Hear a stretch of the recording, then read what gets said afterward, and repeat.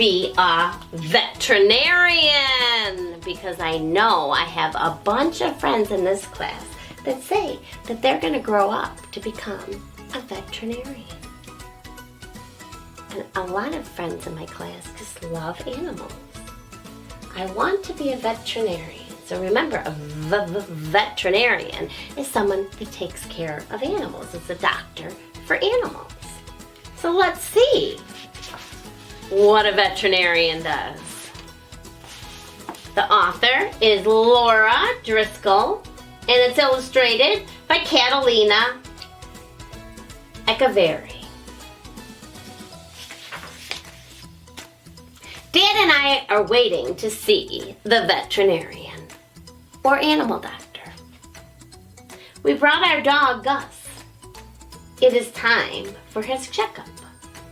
So sometimes you bring your pet or an animal to the vet. Vet is short for veterinarian, when they're sick. But you also need to bring your pet to the veterinarian for what's called a checkup, just like you have to go for checkups at the doctor, just to make sure everything's working right. Soon, Dr. Wells calls us into the exam room. She weighs Gus. Dr. Wells looks into his eyes, nose, and mouth. She listens to his heart. This seems a lot familiar, doesn't it? I think you do all these things when you go to the doctor. Someone weighs you, they look in your eyes and your ears, listen to your heart. Gus is one healthy dog, Miss Dr. Wells says. She is a great vet. She is so friendly and gentle. I wish I could be a vet, I tell her. I love animals, but I'm allergic to cats. That's interesting. Let's see what the veterinarian says. Dr. Wells smiles. You don't have to be a pet vet, she says. There are many other kinds. Could it be? I asked Gus on the way home. Could I be a vet? Let's see. The next day, I am at my riding lesson. Must ride horses. I see a man wrapping a horse's ankle. Are you a vet? I ask him.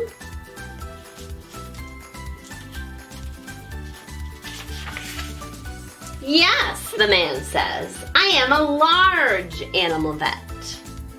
His patients are horses, pigs, goats, and more. I think I am not allergic to any of those. On a class trip, I see another type of vet. We are at the aquarium. There is a diver in one of the tanks. She is an aquatic vet. Aquatic, aqua, that means water. So it must be a veterinarian that takes care of animals in the water. She is an aquatic vet, my teacher tells us. She is feeding the fish. Later, the vet is at the touch tank. She answers all our questions about ocean life. Over the summer, my family visits a national park. In the park is a wildlife rescue center. It is like a hospital for wild animals who are hurt or sick. The vets here are called wildlife veterinarians. They treat and care for the birds until they are all well again.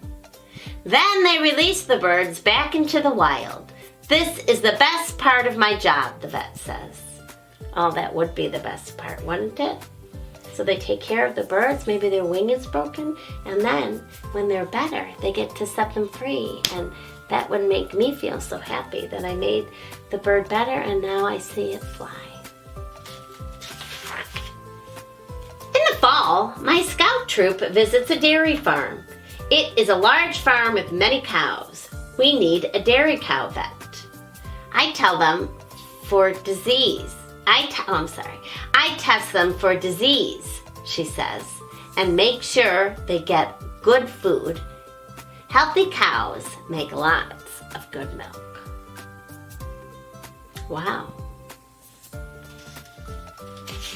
A dairy cow vet. So it must be a veterinarian just for cows. We get to taste some milk. These cows must be very healthy. I learned so much about vets. I learned there are vets who work outside, other vets who work inside in a lab. They study animal health. Some vets work in schools. They teach others who will become vets. Some vets work in big, busy animal hospitals. And some vets have their own small offices like Dr. Wells. I see her again at Gus's next checkup. I tell her all I've learned.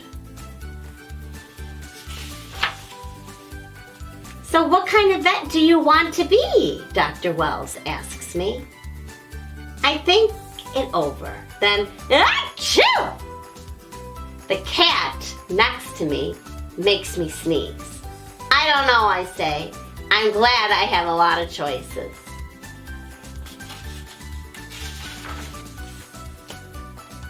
Wasn't that a great story? I never really thought about that because lots of people say they want to be a vet or a veterinarian, but what if you're allergic to cats? Well, there are many kinds of veterinarians. Many kinds. Gosh, even cow veterinarians, aquatic veterinarians, take care of animals in the water. So many different options. You can even become a veterinarian and then teach other veterinarians. So that is just wonderful.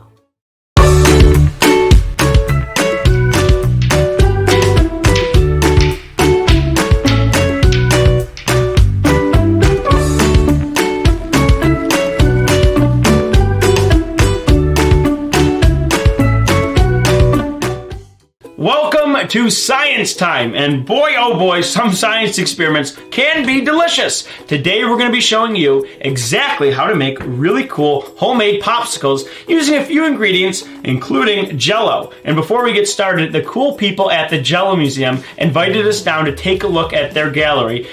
And we appreciate everyone at the Jell-O Museum for inviting us down. Really cool place in Leroy, New York. If you're in the area, you might want to check it out. It's really a lot of fun. All right, well, let's get to popsicle making. These are just called craft sticks. You can find them at most craft stores. Easy to find anywhere online. You can pick them up pretty easily. The mold's a little trickier. If you're looking for this exact mold, you can find it usually somewhere online. If not, a lot of people use these paper or plastic cups, and those work well also. Now, we're going to add some ingredients. We're going to start off with the Jell-O. I'm going to put some cherry Jell-O into my container here. First thing we're going to do is add 1 pouch of Jell-O mix, then 1 pouch of the Kool-Aid mix, and finally 1 cup of sugar. And the next thing we're going to need is something called boiling water. That's really hot water. We're going to put that in next. Science timeout. So what we're doing is adding boiling water to the mix. And the reason for that is because the mix is going to dissolve into the boiling water faster than it would with regular water, because hot water has more energy than cold water. And that means the flavor will distribute throughout our popsicle evenly and make it taste just right. And that is the really hot water. There's 2 cups of boiling water. We're going to pour that into our pitcher here. All right. Now we're going to grab this. This is called a whisk.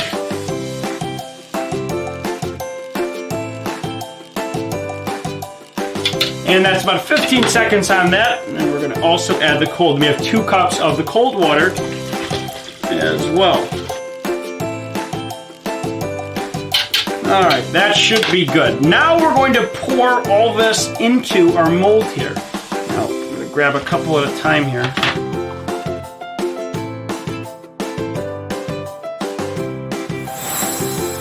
Okay, well, we have a lot of stuff made. We've made about all of our cherry here. Now we're going to add the grape. Start with the Jell-O. Well, we're all set. We've got everything ready to go into the freezer. I could use the cool tool, but you know what? I think it will taste a little better if we do it the old-fashioned way. So let's put these in the freezer, and then we will see how everything turned out. Well, the popsicles are out, and we are ready to go. Now, when you want to cool them down to put them in the bags, you might want to let them sit for a minute, or you can dip them in cold water and make it move a little bit faster. So let's take these out. This one's all set. Now, what we're going to be doing is just taking the tip off, and then we're going to put it right into these bags. These are the fold and close versions of it, and they work a lot better without having the zip or anything. You can just package them just like this. And it actually works better if you've got a couple of friends or family members helping you out. You can make a little machine, have one person take one job, one person take another job, and make the process go really quickly.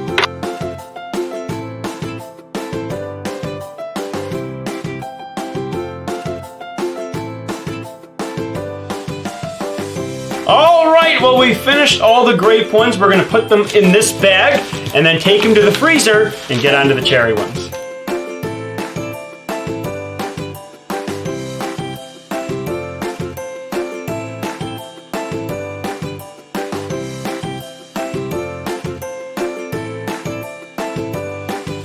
And that is the last one. Now, there were a few of them that I had a little bit of trouble. They weren't coming out right. That might happen. It happens all the time with these. So we only have a few that didn't work, but the rest of them look delicious. And we're going to put them in this bag and join the grape ones in the freezer.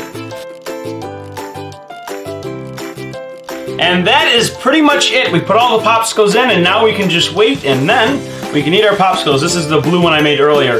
It is looking quite delicious. And this is a really fun science experiment and a craft you can do with your whole family. You can get all your friends involved and have a lot of fun while you're doing it. And like I was showing you, there's a lot of cool science elements to it too. You can learn all the different processes and all the mixtures you're making and all the different chemical reactions. There's a lot of cool stuff going on. Well, thank you so much for joining us, and we will see you next time here on Science Time.